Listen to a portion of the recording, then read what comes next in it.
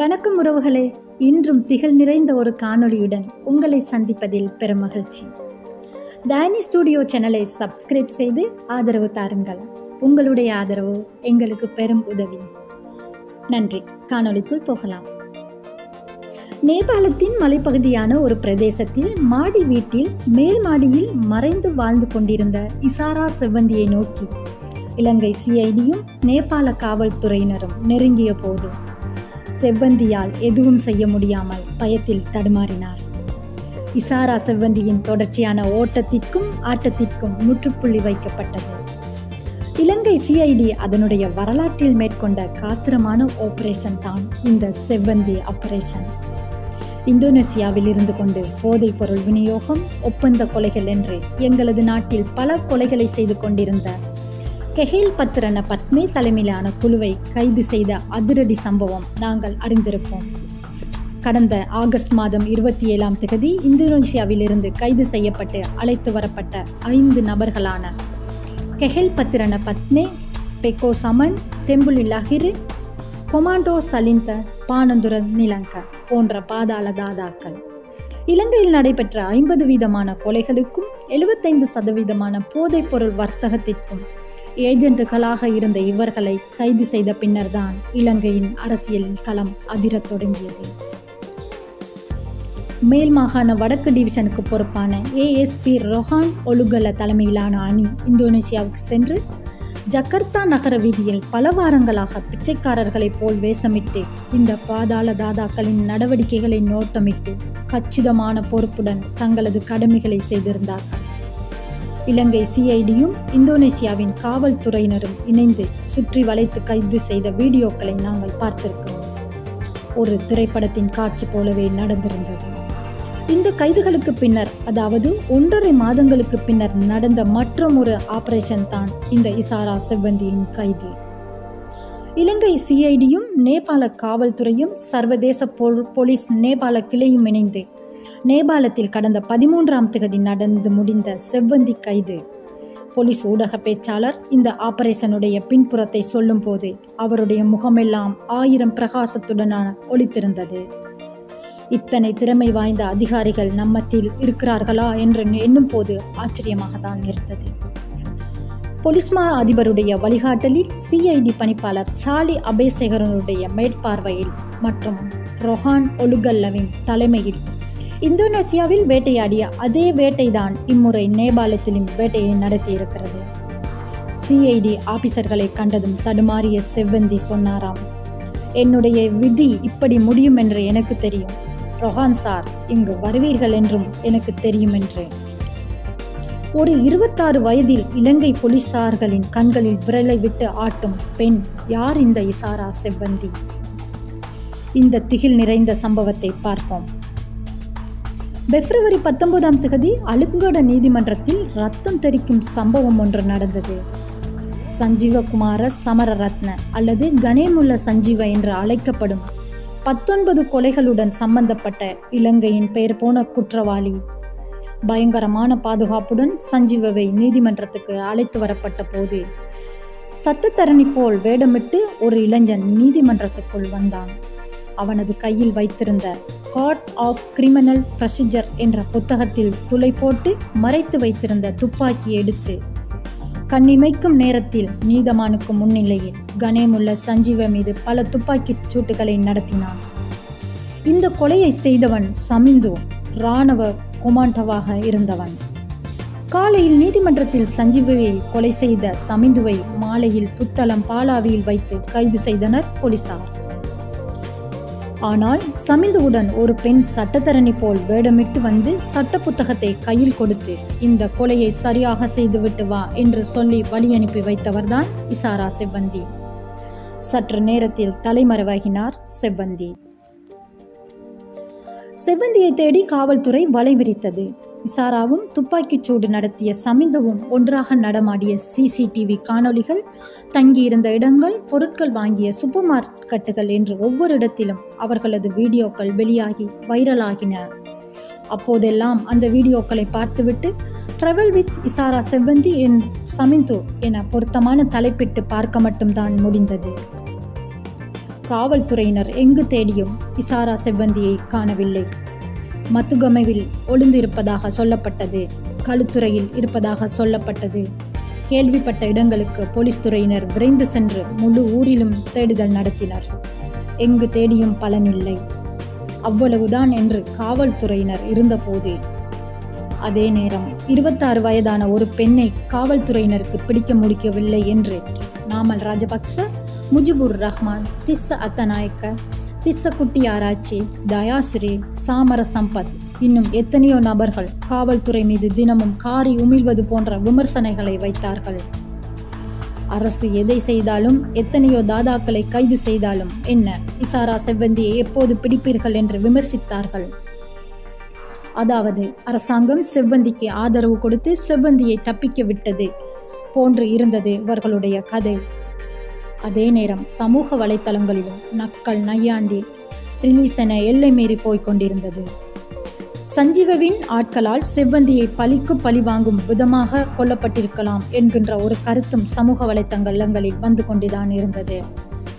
இப்படி ஒரு பிரளயம் போல் நிகழ்ந்த அழுக்கடை நீதிமன்ற துப்பாக்கி சம்பவமும் அதன் சூத்திரதாரிகளில் ஒருவரான இசாரா செவ்வந்தியும் காலத்தால் மறக்கப்பட்டு 8 மாதங்கள் உருண்டோடிய பின் மீண்டும் இவர்கள் பேசும் பொருளாக மாறியிருக்கின்றார்கள்.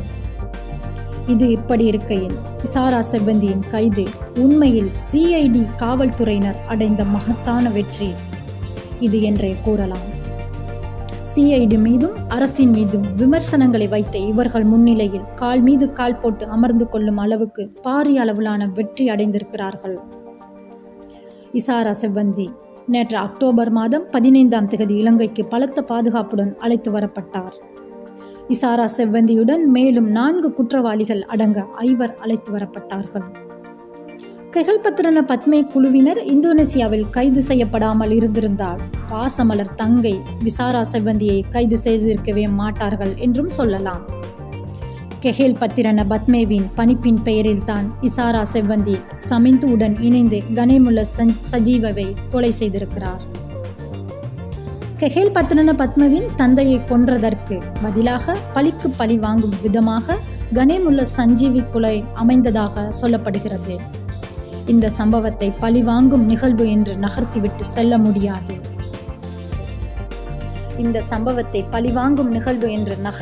செல்ல முடியாது. இசாரா செவ்வந்தி ஒப்பந்த கொலைகாரி என்றும் சர்டிபிகேட் கொடுத்துவிட்டு வேறு வேலைகளை பார்க்க முடியாது. ஏனென்றால் இசாரா செவ்வந்தி இணைந்திருக்கும் வலை அமைப்புகளின் வேர்கள் இலங்கையில் தென் மாகாணத்தில் அமைந்திருக்கும் தங்கல்ல மிந்தனிய நகரத்தை போய் சேர்ந்திருக்கின்றன. இன்னும் சொல்ல போனால் இங்கே சம்பவத்துக்குள் சம்பவம் என்று கூட சொல்லலாம். அனுரவிதான கமகே எனப்படும் கஞ்சாவின் கொலை நாங்கள் அறிந்த ஒன்றே. கஞ்சாவும் அவரது பிள்ளைகள் 2 பேரும் கெஹல்பத்திரன பத்மேவின் தோழர்களான பெக்கோ சமன், தெம்புலு லஹிர்வால் கொல்லப்பட்டார்கள். யார் அந்த கஞ்சா? அவர் ராஜபக்சகளுடன் எப்படி நெருக்கமாக இருந்தார் என்ற விவரங்கள் ஊடகவியலாளர் சமுத்தித்தவுடன் நேர்காணலில் அவர் ராஜபக்சவுடன் பரம எதிரியாக மாறி பொழிந்து தள்ளிய விவரங்கள் எல்லாவற்றையுமே நாங்கள் ஏற்கனவே கேட்டிருக்கிறோம். கஞ்சா இறந்தது பிப்ரவரி 18ஆம் தேதி கனேமுல்ல சஞ்சீவவின் கொலைக்கு முன்தினம். அழுக்கடை நீதிமன்றத்தில் நிகழ்ந்த இந்த கொலையுடன் கஞ்சா மற்றும் அவரது பிள்ளைகளின் கொலையுடன் அப்படியே அமிழ்ந்து போகிறது. ஆனால் விசாரணையில் ஒரு விஷயம் அம்பலமாகி இருக்கிறது. அதாவது பிப்ரவரி 17ஆம் தேதி இசாரா செவ்வந்தியும் சமிந்துவும் மெந்தனியவுக்கு வந்ததாகவும் அப்பொழுது அவர்களுக்கு இது வேண்டாம், வேறொரு சம்பவம் இருக்கிறது, செய்யுங்கள் என்று கட்டளையிட்டதாகவும் சமூக ஊடக செய்திகள் தெரிவிக்கின்றன. ஆச்சரியமாக இருக்கிறது அல்லவா? குற்றவியல் சம்பவங்களின் பின்புலங்கள் எல்லாம் எப்பவுமே சாதாரணமாக இருக்காது, எப்போதும் சிக்கல் நிறைந்ததாகவே இருக்கும். பெக்கோ சமனும் தெம்புலி லஹிருவும் சேர்ந்துதான் ஆள் வைத்து கஞ்சாவை போட்டு தள்ளினார்கள் என்றும் அவர்களுக்குள் கஞ்சா வாக்குவாதம் ஏதோ இருந்ததாகவும் போலீஸ் தகவல்கள் ஆரம்பத்தில் சொல்லப்பட்டது. மேலும் சம்பத் மனம்பேரி இந்த கொலைகளுக்கு சம்பந்தமான ஆயுதங்களை கொடுத்து உதவியிருக்கிறார். சம்பத் மனம்பேரி இவர் யார் என்று பார்த்தால் ஒரு காலத்தில் மஹிந்த ராஜபக்சவின் பாதுகாப்பு பிரிவில் இருந்த கான்ஸ்டபிளாம். சம்பத் மனம்பேரி ஒரு காலத்தில் பெரும் செல்வங்களை சேர்த்த ஒருவர். கெஹேல் பத்திரன பத்மே இந்தோனேசியாவில் கைதாகிவிட்டார் என்று கேள்விப்பட்ட உடனேயே மிந்தனியவில் தன்னுடைய வீட்டு முற்றத்தில் நிறுத்தி வைக்கப்பட்டிருந்த ஐஸ் இரசாயன மாதிரிகள் அடங்கிய 50,000 கிலோ கண்டெய்னர்களை நிலத்துக்குள் புதைத்தவர். இப்போது இருக்கும் கேள்வி என்னவென்று பார்த்தால், தங்கை இசாரா செவ்வந்திக்கும் கெஹேல் பத்திரன பத்மே பெக்கோ சமன் குழுவுடன் நெருக்கம் இருக்கிறது. கெஹேல் பத்திரன பத்மேவுக்கும் பெக்கோ சமனுக்கும் பொதுஜன பெரமுனவின் சம்பத் மனம்பேரிக்கும் நெருக்கம் இருக்கிறது என்றால், இசாரா செவ்வந்திக்கும் சம்பத் மனம்பேரிக்கும் இடையில் ஏதாவது தொடர்பு இருக்கிறதா என்பதுதான். இது எல்லாமே ஒரே நெட்வொர்க்காக இருக்கிறது. இதன் பின்னால் இருக்கும் அரசியல் அவதாரங்கள் என்ன? இப்படி விடையே தெரியாத கேள்விகள் அனைவரிடத்திலும் நிறைந்திருக்கின்றன. என்னதான் இந்த குற்றவியல் சம்பவங்களை பார்த்தாலும் இறுதியில் தங்கள்ல மிந்தனியவில்தான் இன்று போய் முடிகிறது.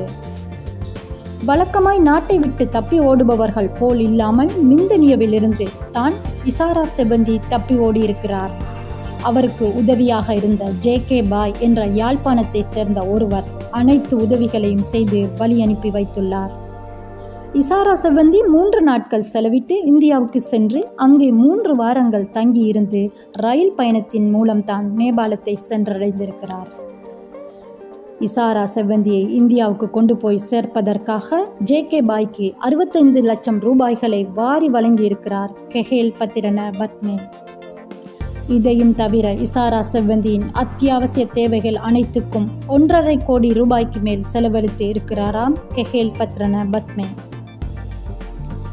போலீஸ் விளக்கமறியலில் இருந்தபோது இசாரா செவ்வந்தியினுடைய தாயார் இறந்து போனார். அதற்கு மாறு வேடம் அணிந்து நாட்டுக்கு வர முனைந்த இசாரா செவ்வந்தியை எங்கும் புலனாய்வு துறைகள் நிறைந்திருக்கிறது, அதனால் நாட்டுக்கு வந்து விடாதே என்று தடுத்தவர் அண்ணன் கெஹேல் பத்திரன பத்மேதான். இசாரா செவ்வந்தியை போல் தோற்றமுடைய கிளிநொச்சியை சேர்ந்த தர்ஷி என்ற பெண்ணையும் ஏற்பாடு செய்து கொடுத்திருக்கிறார்கள் கெஹேல் பத்திரன பத்மேவின் குழுவினர்கள். சில தாதாக்கள் தங்களுடைய பாதுகாப்புக்காக டம்மிகளை வைத்திருப்பார்களாம். அதே போலதான் இந்த செவ்வந்தியின் பாதுகாப்புக்காகவும் டம்மியை வைத்திருக்கிறார்கள். இசாரா செவ்வந்தியை துபாய், ஐரோப்பா போன்ற நாடுகளுக்கு அனுப்புவதற்காக பாஸ்போர்ட்டுகள் ஏற்பாடு செய்திருந்த வேளையில்தான் இப்படியான ஒரு சம்பவம் நடந்திருக்கிறது. இத்தனை விடயங்களையும் பார்த்து பார்த்து செய்த கெஹேல் பத்திரன பத்மே தான் இந்தோனேசியாவில் கைது செய்யப்பட்டதும் தன்னோட தங்கை இசாரா செவ்வந்தியையும் காட்டிக் கொடுக்கும்படியான சந்தர்ப்பம் ஏற்பட்டுவிட்டது. கோடி கோடியாக அள்ளி கொடுத்த இசாரா செவ்வந்தியை பாதுகாத்ததன் பின்னணி எல்லாவற்றையும் பார்க்கும்போது இசாரா செவ்வந்தி எப்படியான கிரிமினல் மகத்துவம் என்று எங்களுக்கு நன்றாக விளங்குகிறது. பலத்த பாதுகாப்புடன் நேபாளத்திலிருந்து இலங்கைக்கு கொண்டு வரப்பட்ட இசாரா செவ்வந்தி தன் வாய் திறக்கட்டும். இன்னும் அதிர்ச்சி சம்பவங்களை கேட்க நாங்கள் காத்திருக்கிறோம். மீண்டும் இசாரா செவ்வந்தியின் மற்றொரு திகில் சம்பவத்துடன் சந்திப்போம். நன்றி.